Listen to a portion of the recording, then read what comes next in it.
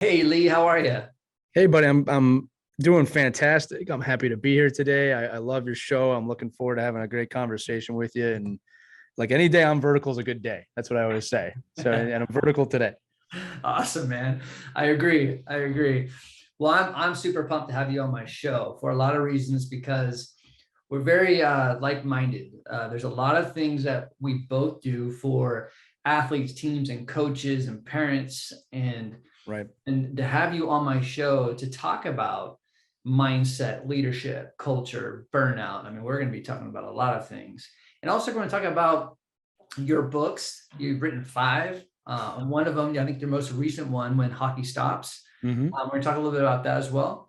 And I know there's other things outside of all that that you do as well. So obviously we have time. We'll touch into those things too. But let's get into it. Let's get into one of my favorite topics and topics that you and I deal with all the time within our roles, mental toughness. So when you think about mental toughness, what does that mean to you?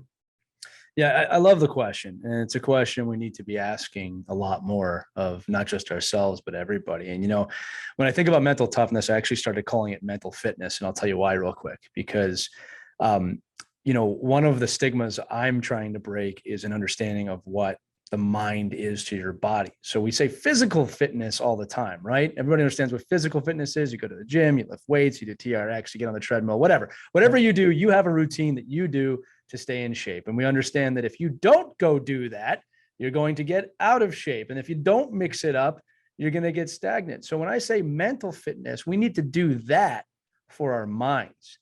And I think it's a really easy jump from physical fitness to mental fitness, and the understanding that you have to work on your mind constantly, that there is no achieving mental fitness or mental strength. There's no end goal of, oh, I got that now, because the truth is in life, it's going to go up and down. So when I look at mental fitness, mental strength, I think it's the understanding, and we talked about this a little bit before, that things are going to happen to you that affect you, and you're going to wrestle with your mentality from time to time. It's how you respond to the adversity that you face in your life. I think that's what makes you who you are. The type of person you are comes from when something bad happens, how do you respond? And it doesn't always have to be perfect. That's number one. And then number two with mental fitness is what tools you've taught your brain so that when you are down or you are depressed or you are feeling low or even high and excited, which is also an emotional response, how conscious are you? How conscious are you of where your mind's at and how to get it even keeled and kind of back to square one so you can keep moving forward. So obviously something I've studied a lot, practiced a lot, something I'm extremely passionate about. And I love that you asked that question first, because the truth is that, look, we're all in this together, and that nobody has to fight that battle or be elated alone, right? We need to do it together. And it's a societal thing that I'm super connected in with and passionate. I look forward to talking about. Awesome. Well, when you think about what I love, what you said is responding, because a lot of times in sport or just any performance, doesn't matter, it could be outside of sport. A lot of people, we've trained ourselves to react, Right. and there's not a lot of control in that. So when you actually respond, it's different. It looks different. It feels different. And so when I think about mental toughness as well, I think of the whole analogy of the eye of the hurricane. So, whether in your performance internally or externally, there's always a hurricane brewing. But if it does get out of control, you have a choice to choose a different response to get in the middle of the eye of the hurricane, which is calm, right? So, and you're talking about those tools, like training ourselves with tools, but training for that moment. Right. So when people ask me, what is the mental game? Well, it's training for the moment. Because you can be the best athlete in an entire team, the country, the world, but how good are you in a particular moment? So how do we train for that? So, and that's the mental toughness, is like, how do we actually train for a moment that's the unknown? Well, what's cool about what you're saying. So, I'm an ice hockey player. I've been an ice hockey player my whole life, but I've played other sports. I've been involved with other sports, and what's great for athletes is that I think most athletes have these tools and might not even realize it, because we always talk about being in the zone, right? Oh, I Right. was in the zone that game. I wasn't missing a shot. I saw the path in front of me. Well, what is that? What is the zone? It's complete present moment awareness.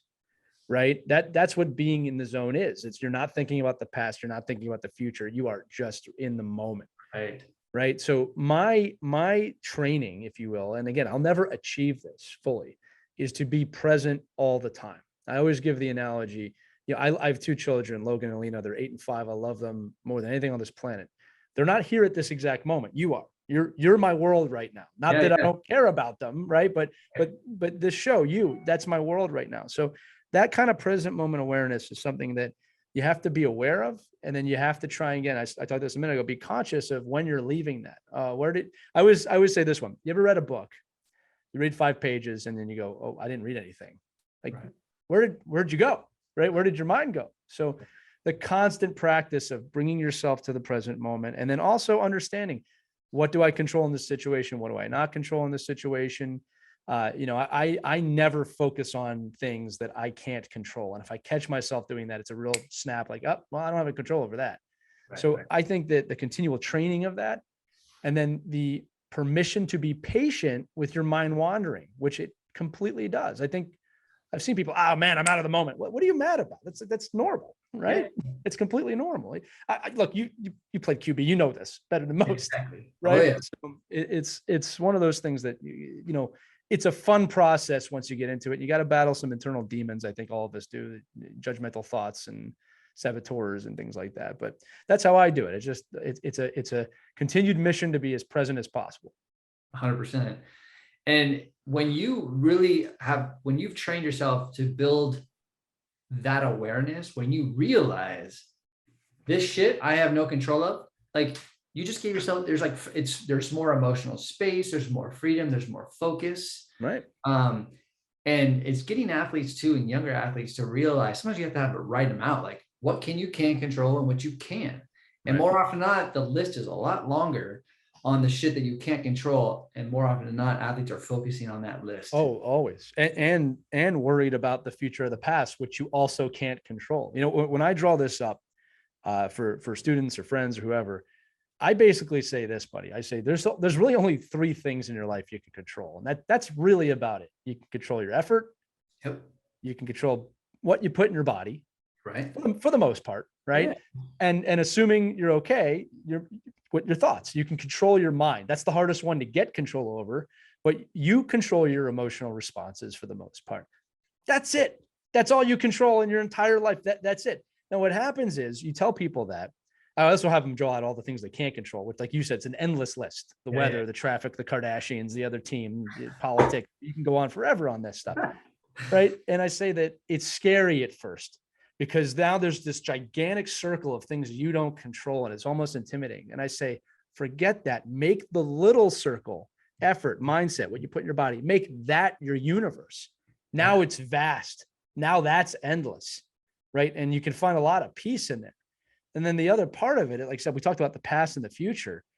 I always say, if you really think about this in your life, there are rare times this is not true, a handful. But if you think about the present moment and ask yourself, what is my biggest problem this moment? 9.9 times out of 10, there isn't one. Right. You're worried about the future, you're reflecting on the past, or you're worried about something you can't control. I just choose not to pursue a life in that way. And I'm going to say this again. I have nowhere near perfected this. It is a daily thing that I have to work on. Oh, yeah. Some days I'm way better than others.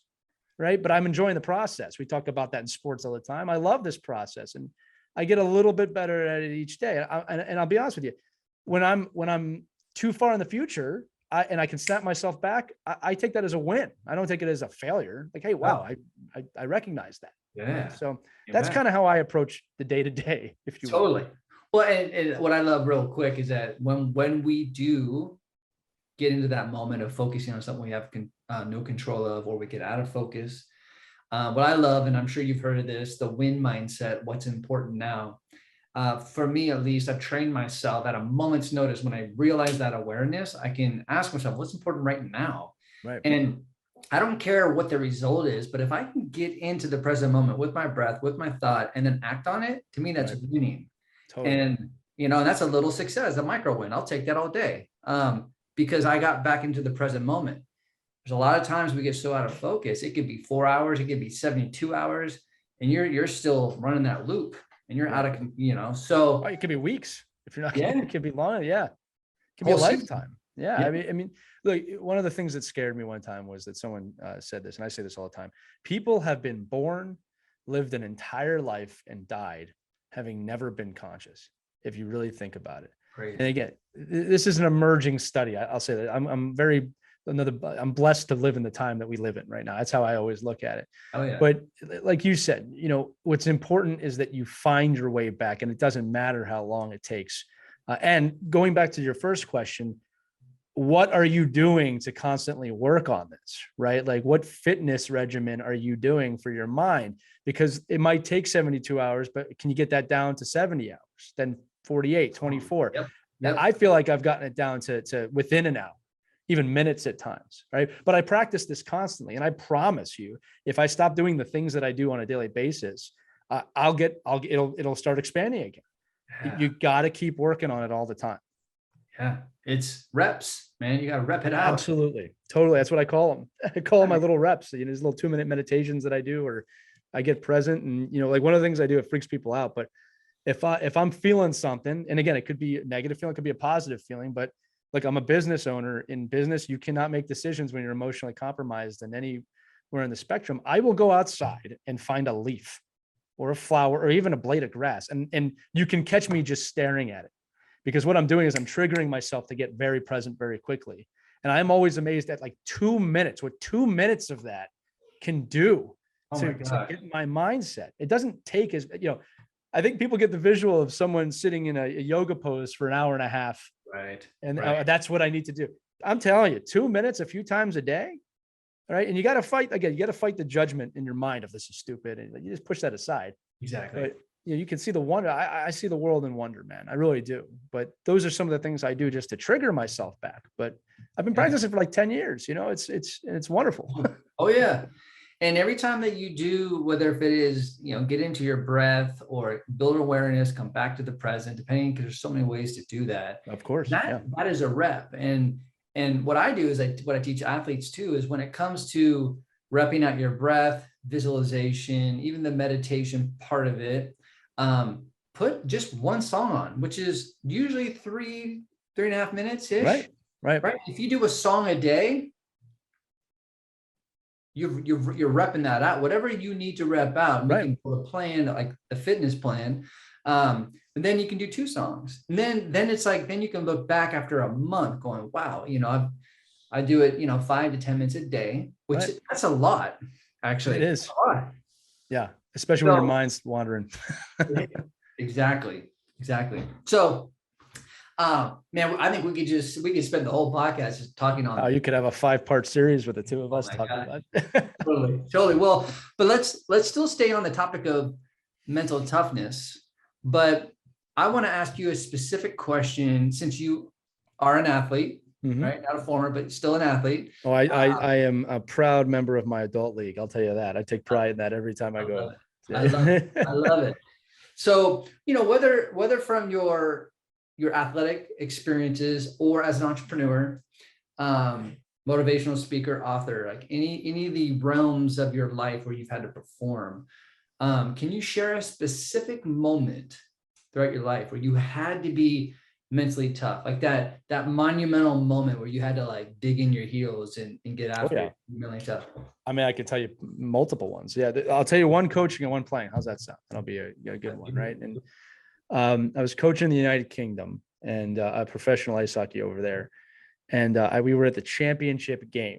All right, so and the team that I'm coaching was picked to be, I think, second to last in the league, and here we are. We've come together as a team. We're in the championship game. We're super proud of what we've accomplished, and we're winning 4-2. And we're playing against the team from Manchester. And on that team is the greatest, I'm not exaggerating this, the greatest ice hockey player in English history. So we're playing the Wayne Gretzky of England. And I remember they scored a goal. And it set in I felt it. My brain started going, oh, they're going to tie it up. They're going to go out and they're going to win the game. We're going to lose. Just negative, just flooding my mind. This goes right back to what we were talking about. And this is why I say that you have to train this stuff like the gym. Out of nowhere, I equate this to my training. my brain snapped and went, how amazing is it that you're standing here? There's 10,000 screaming fans. You're in a championship game in the United Kingdom. How awesome is this? And I got real present real quick. I was like, my wife is here. My kid is here. I only had one child at the time. And here we are in a championship stage with a team that wasn't even supposed to be here. Wow. And I got so present and so quick, and I got incredibly calm. We ended up winning the game, right? But the reason I bring that moment up, Grant, is because, look, players see coaches. And if I started slumping my shoulders and I let that fear set in, it would have totally infected my team. And I think that, what happened from that is we all said, no, not today. We're going to stay present. We did. We took over that team. But I bring that moment up because it's a slight shift of consciousness that could have been catastrophic, if I wasn't careful. And my training said it.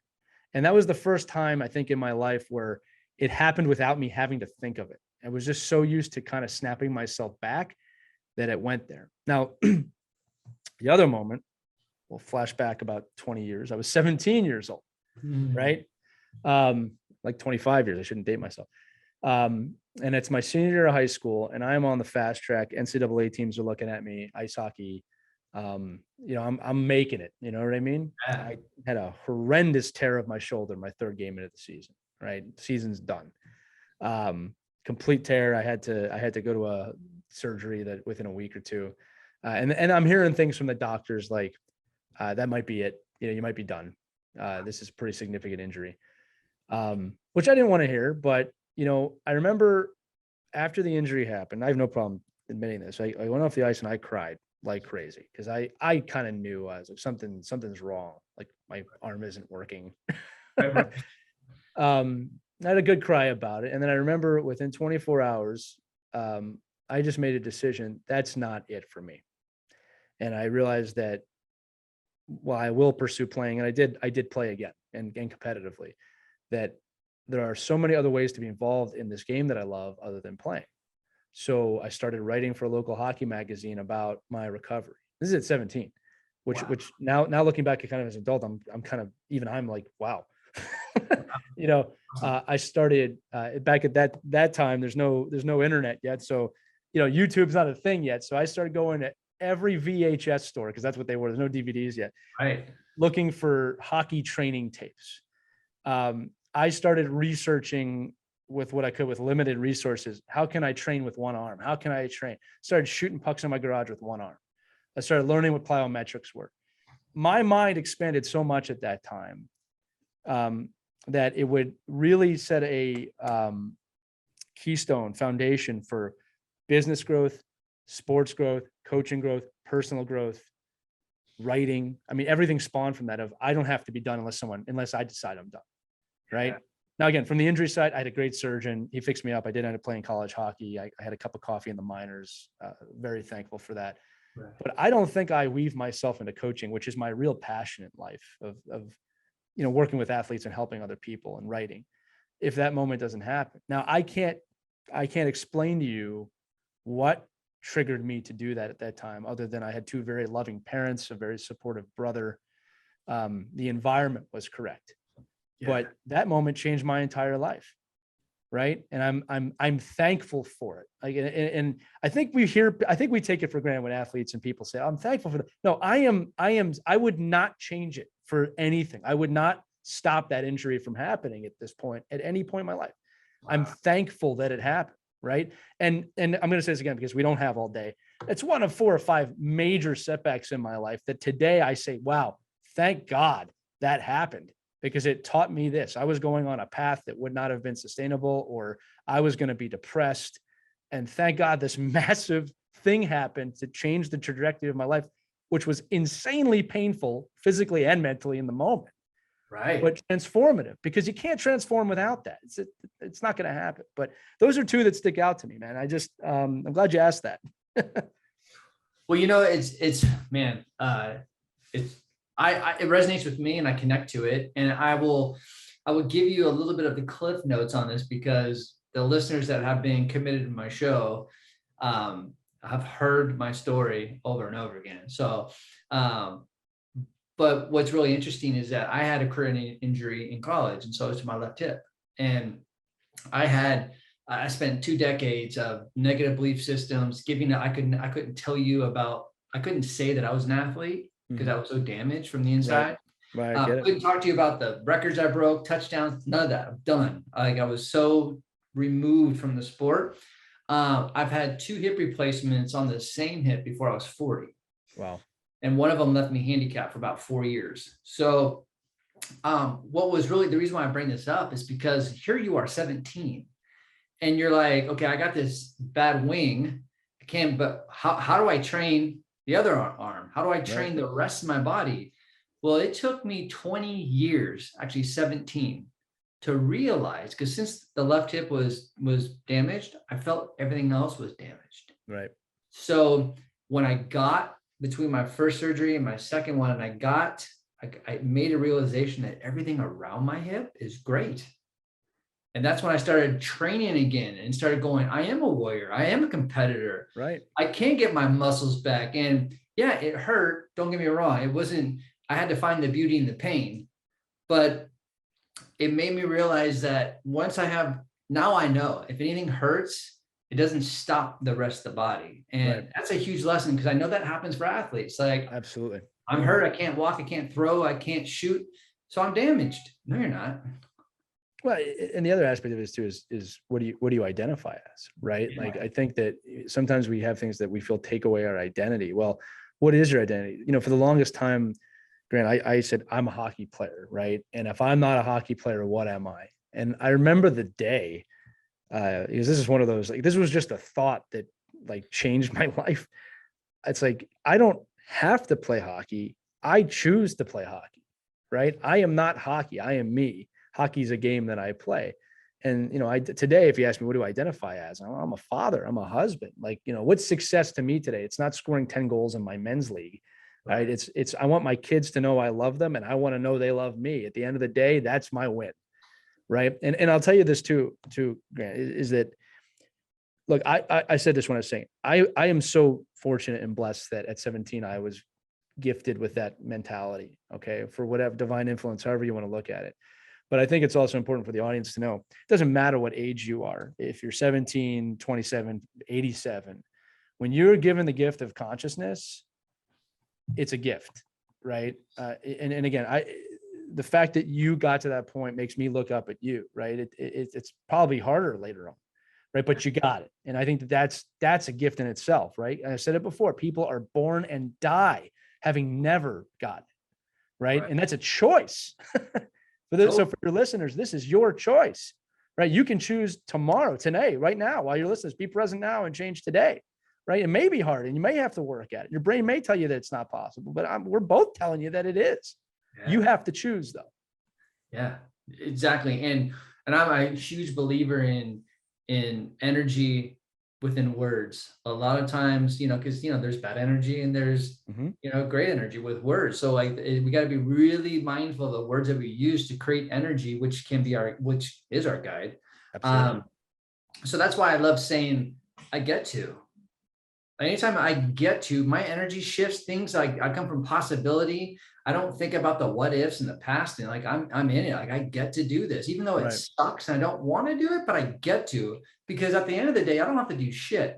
I don't have to do anything. Right.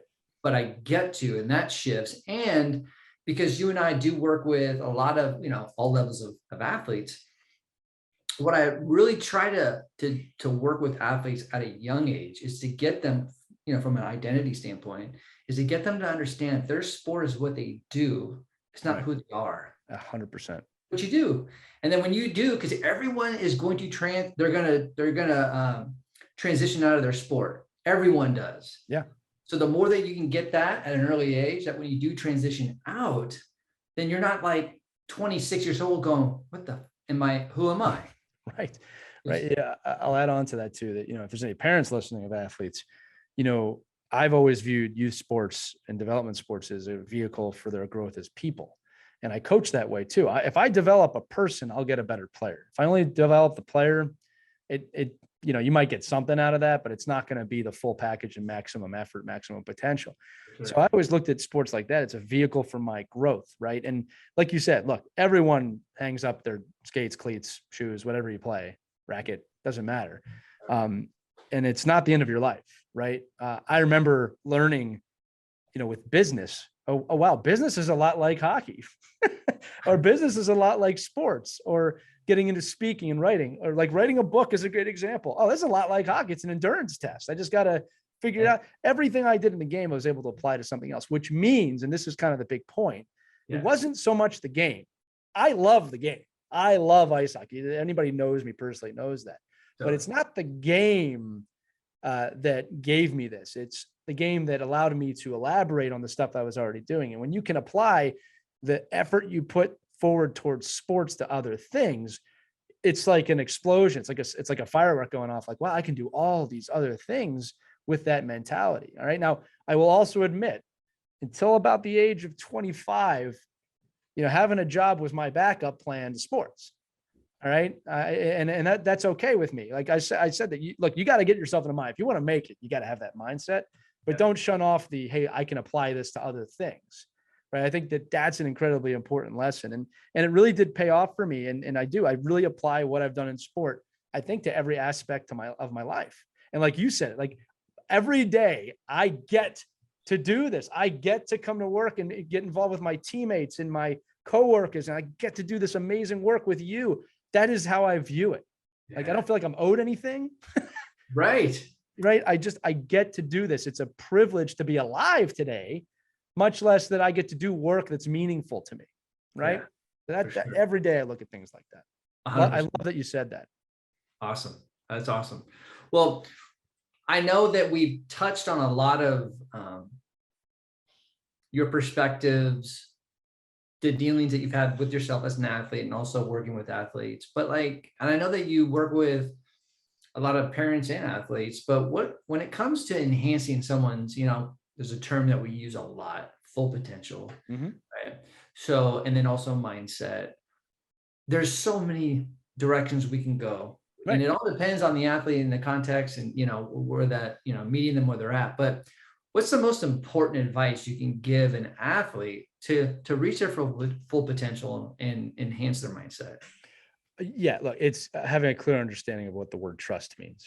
I think this is something we completely underestimate, both as individuals and as a societal level. Trust is the fundamental foundation of any relationship you're going to have. And make no mistake, if you're in sports, you're in relationships with coaches, with yourself, with other teammates. To not know what trust is can be devastating. The second kind of half of that is everyone has a slightly different definition of that word. As an example, the base definition of trust is relying on someone else, right?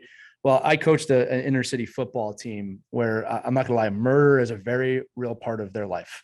All right. On a weekly basis, trust to them had a different definition than it did to me growing up. Right. But if I didn't understand that, or at least listen to them tell me that, and then tell them, I've never had to deal with this, and I appreciate you teaching me what that means. That opened up an entirely new realm with them, from a coach to player relationship that they didn't have before. That's number one. And once you've established trust with yourself, with other people, then the next question I typically get to is, hey, what motivates you and what demotivates you? I think a mistake a lot of coaches make is they don't ask that question. And they just assume, well, this athlete's probably motivated the way I was motivated. Well, listen, if you grew up in the 1960s or 70s, I guarantee you were motivated differently than athletes today. Guaranteed, right? Emotional intelligence was not where it's at. So, I want to know, are you motivated by winning? Are you motivated by money if it's a professional athlete? Are you motivated by teamwork's working? What is it? Because then I'm going to know, once trust is established, how I can get the best out of you. So when I round this all out, Grant, a lot of this is not just asking the right questions, but listening to answers, right? Knowing that athlete can trust me with their answers, right? Because if you get an athlete and you say, hey, what motivates you? And you haven't established trust, winning, coach, working hard, coach, you're going to get the same, same answer you get from anybody. So establishing trust and then listening, active listening to what this player or athlete needs, right? And then creating a plan with them or within the team environment to expunge their maximum performance. But I don't think it's possible without knowing those two things. Yeah. I love it, because that's why I love language, and I love what you just said, because that's why I ask you about mental toughness. We all know if you play sports or you're in rugged environments or any kind of performing environment, you know what mental toughness means for the most part. Yeah. But everybody has a different meaning of it because we're meaning making machines as humans. We have the word love, passion, even the word on your hat, grit. We all know what it means, but it all means something different to people. So I love trust because even though there's so many different ways to look at trust and meaning and all that. But what I love about what you said earlier about being in flow or being in the zone, to me, that's full trust mode. Right. Trusting all your preparation in the moment where you're not thinking about the what ifs in the past and the future and the crowd and all the environmental dynamics. You're just in it and you're just trusting it. Everything. That's a great point. I actually never put those two together. You know, like if you think about it, because when you're in the zone, there's no doubt. Yeah, exactly. Right. So, and the doubt comes from not having trust in the situation. So that's a fantastic point. You know, and like I said, look, you said this, but what's the population of Earth? 7.5 billion, 8 billion people, something like that. I heard this great thought. There's 8 billion points of view on the planet, and not 2 of them are the same. They might be similar, but the same. And we often make the mistake of thinking that the other 7.999 billion people feel the same way we do about everything. And that's just not the way it works. That's an unrealistic expectation. Exactly. You use the word love, another important word for me. You want to talk about skewed definitions. There are people that view love through pain. There are people that love through kindness. There are people that have not been loved, that have a very strained view of that. Everyone sees these things differently, but the ability for us to come together, and this is why I love coaching, to bring a group of people together towards a common definition of trust, a common bond, a common goal to achieve it. That is the miracle, I think, of life. Right. And that's why I mean, it fills me up every time I see it, even if you don't necessarily accomplish the grand scheme goal, right? To come together and work together. That's why we're here. Yeah. Right. We're meant to be in tribes. And I feel that our powers that be that are pulling us apart from that. And my mission here is to bring us together, to bring people together. You're doing the same thing. Totally. And that's, I want to align with people like you. We have to come. The truth is the world's big enough for all of us. We have to do this together. Well, and I want to talk about the three things that you talk about, the 3 important things for championship culture. But you know, which is tactics, talent, and team bond. But before we get into that real quick, I want to talk about teamwork because besides mental skills and mental performance, which I obviously clearly love talking about in coaching, culture to me is the shit. I mean, I love it so much because I've been a part of it as an athlete and as a coach. I've seen player-led cultures thrive. Like it's just when you see it happening in real time, it's beautiful. I love it. So when we talk about teamwork, because this happens a lot in any culture that has performance tied to it, you do have those people that are me people about me. So, and the whole goal is to get everyone to, no matter if you get small amount of minutes or you don't play as much or you're second stringer, but we're all connected to we. On the ice, off the ice, on the field, off the court, we're always connected to we. So how do you, just curious, how do you get someone that's me, minutes, stats, scholarships, wins, championships, the math of sports? How do you get somebody from me to buy into we? It's a great question. And there's a lot of different directions I could go with that. You know, one is understanding that accountability is not a black and white term, that there's levels to accountability. And I think that, let's just say you have a selfish athlete. I'll just say that for the episode, right? Yeah. To expect a selfish athlete to become completely accountable and selfless in a snap of fingers, it's not realistic. There's a ladder you have to move that person up to understand the levels of accountability. And the best environment to do that, and this is kind of what I do, is to build a really strong team bond amongst a majority of the players. Because my belief, and I've seen this proven, is if you get 95% of your team bonded, someone who's not willing to take part of that is not going to survive in that system, right? So it's an adapt or die type situation. The other thing too is another mistake I think coaches make is they see that selfish player and they just want to cut them. That's the easy road. you should want to acclimate that person, teach that person about accountability and understanding, and that this team bond works together. Look, I'll tell you this, when I want to learn about teamwork, I look to the greatest team on the planet, which I believe is the United States military. I don't think there's a better team on earth than the U.S. Armed Forces. Okay. My wife served probably in the Air Force, and I'm surrounded by military people all the time. They are the best team on the planet. And I heard a story one time from a combat controller that changed my life. And I tell this story to all the teams that I work with. He was in a situation, he was talking to me about being in the field, which I will not go into the dirt with that. Right. But I was comfortable enough to ask a question that I never ask military. I said, how do you do what you do? How do you go out there and do what you do when you need to do it? And I'm talking about combat. Right. And he said to me two things. He goes, number one, Lee, he goes, anyone who says they're not scared is full of shit. All right. We're all scared out there, but we can't think that way. And the reason we don't think that way is because we all assume that something might happen to us, but I have to protect my brother or sister to the right of me. And we all think that way. We're all trying to protect each other. That was a definition of accountability. This is in the face of death. They're willing to do that for each other. Yeah. Now, I will go into a locker room and tell them that story and say, we're playing this game. Right. How hard is it for you to be to the person next to you? These people may die in their field. Sacrifice to us means you might get hit with a puck in the arm. You know what I mean? Or whatever sport, fill in the blank there. Right, for those right. listening. Yeah. So I think an understanding that there's levels to accountability. I think making sure that the team is bonded, focus on the mass, not just the one, right? And then also giving a clear definition or a clear standard of this is what it looks like to be part of a team. Now, if you do all of that and that athlete is still not where they need to be, then you have to make a decision as a coach. Right. All right. But my belief is that I would rather have, I don't care how talented they are, I'd rather have that athlete off the team at that point. And this is after trying a lot of things. I want to reiterate that. Totally. Then have them infect my team bond. I believe I can win with less talent and a bigger team bond as long as the talent's comparable than having the best player in the world. And we see this in pro sports every day. You can look at all outside Tom Brady. I mean, Right. like the best player doesn't always win. And he doesn't always win, to be fair. He just wins a lot. Right, exactly. I mean, and this is not a shot, but LeBron's another great example. He doesn't win all the time when he's in the final. He's an unbelievable basketball player, right?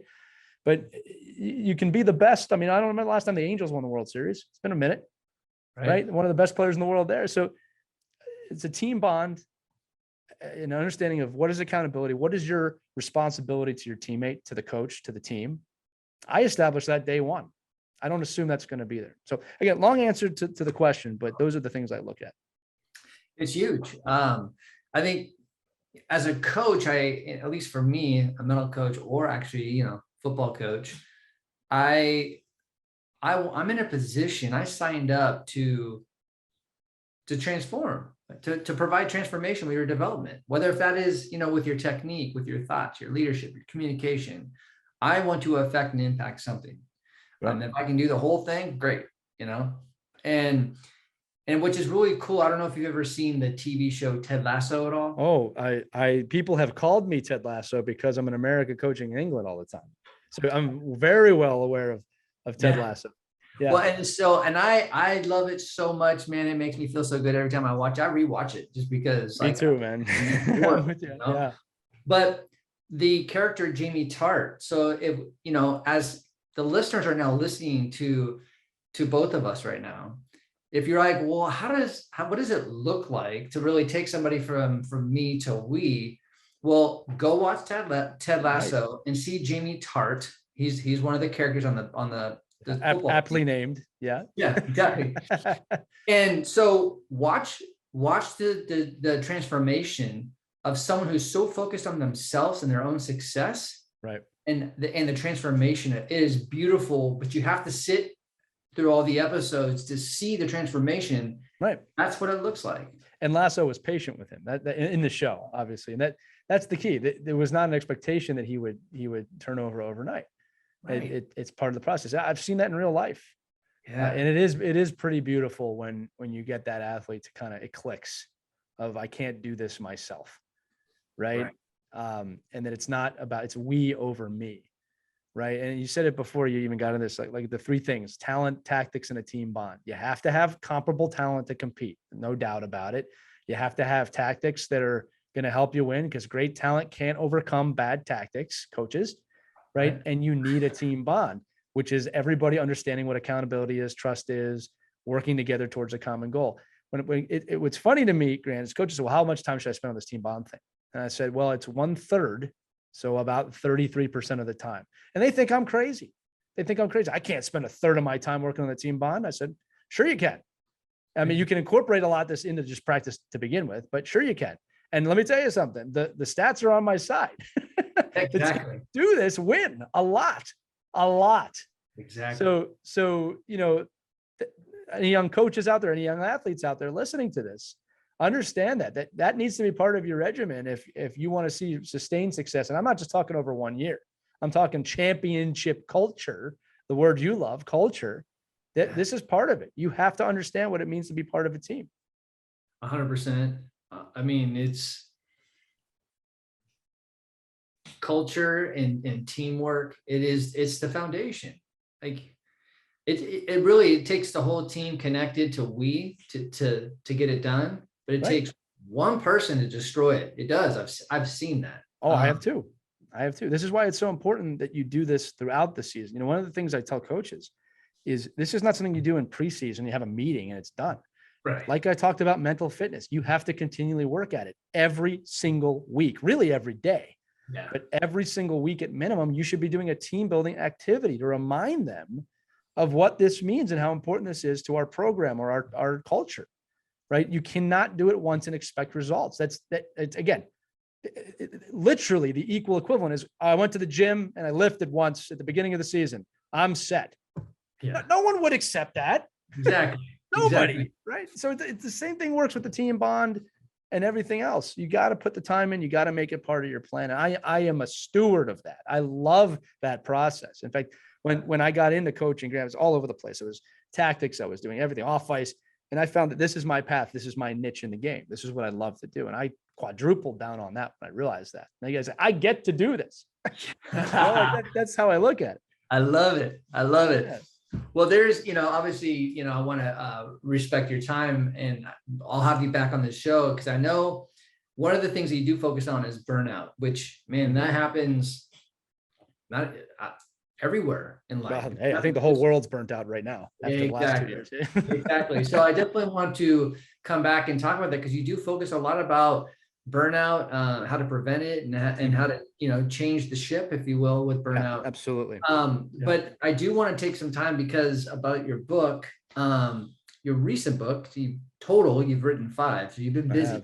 Yeah, I do love writing. It's not talk a little bit about just When the Hockey Stops. That's your most recent book. Yeah. What it's about and the motivation of writing it. Yeah, When Hockey Stops is actually my first children's book that I've ever wrote. So during the pandemic, like most of us, when that started, we all kind of had to survive as adults, and we did what we had to do. But for kids, especially in ice hockey, all the rinks shut down overnight, and suddenly kids were in a position of, hey, you can't do what you love. Sorry, we have to survive. I don't judge anybody in that situation, right? We had to do what we had to do, but there was no guide for young kids. I mean, 6 to 18 of What do you do when you can't do what you love? So the idea came into my head of, I would like to write a story. And I did this with my good friend, Christy Casciano Burns, who is USA Hockey's hockey mom. She's an anchor up in Syracuse, New York. Can we write a story that instructs kids through the story of when you can't do what you love, there's still lots of ways to be involved. And this goes directly back to the shoulder story I said before, right? This is part of the inspiration. So our main character's name is Leon. And in the first chapter, he breaks his wrist in the middle of a game. He's the best player on the team. His team's heading towards a championship. He breaks his wrist. Season is done. There's no coming back. There's no miracle at the end where he gets back. His season's over. And he has to deal with the depression of that. He has to deal with the finality of that. Your season's done. And throughout the book, he discovers, well, I can do this. I can help coach. And he sees the game in a different way. I have people surrounding me. I'm not alone. And I'll tell you what's been amazing about the story, Grant, is that we've read this to many elementary schools now and various age groups, and the reception we've gotten back of not just how it's written. Apparently it's written in a way that reads very well. I've been told that by teachers, which was probably the greatest compliment I've received so far. But kids coming up to me and say, I was hurt And, I did this, and you're right. I can believe in myself even when I can't do that. And the kids saying, I can be a leader, like to hear them say that organically without being prompted just from reading this. Awesome. Wow. I mean, that was amazing. And I'll tell you, it's really set me on another path of working with schools and working with young kids and doing team building as young as 8 years old, to teach them these skills. You don't have to wait till you're 40, 50, 80. At 8 years old, hey, what does effort mean? What does creativity mean? What is emotion? Right? You can be a leader. We need leaders right now. I think the leaders for tomorrow in school right now. You can be that leader. And hearing them say, wow, no one's ever told me that. This is amazing. Man, that'll make your month, much less your day. Oh, yeah. But that's why we wrote it. We wanted to support kids. We wanted them to have a guide. I mean, it's again, surrounds the game of ice hockey, but obviously you can use it in any sport. 100%. And to know that when you face this adversity, this is the key of the book, it's not what happened to you, it's how you respond to it that makes you who you are. And that is the ethos of that book. Big time. I mean, that's the message right there, man. In life, it's how you respond, not react, how you respond. Right. I love it. So how do people buy not only this book, but how do they buy all your books? And then how do my listeners follow you on social media and connect with you? Right. Well, if you're interested in the book, if you want to support the authors, whenhockeystops.com is the way to go. But if you're an Amazon person, which nothing wrong with that, you can get that book and my entire collection on Amazon, wherever you are. So you can find my author profile page there. All 5 of the books are there. If you want to follow me, it's at Lee M.J. Elias anywhere, Instagram, Facebook, LinkedIn, and I'll put this out there. I'm always happy to talk to anybody. I offer this up on every podcast. You can email me directly at mjelias@gmail.com if you have any questions about anything, even if you just want to have a discussion. I'm always opening myself up, because you talked about burnout just really quick. The only way to get out of that is to have a conversation, right? There's no answer you can check off and your burnout goes away. You have to talk. You got to communicate. So I always like to open the door for that. But I got to tell you, I appreciate the platform to even share this information, Grant. It means a lot to me. And I love that we're on similar missions and that we're trying to put good out there, man. We get to do that, right? Yeah, dude. And I echo the same thing. Right back at you. I appreciate you just sharing your thoughts and your energy and your love for working with athletes and performers. So thanks, and sharing your journey. So thank you for everything, for being on my show today. No, it's my honor, man. I mean that. And to everybody listening, I just wish you the best. I mean that you're not alone if you're feeling alone. And if you're feeling like you're with other people, I hope you accomplish every goal you have.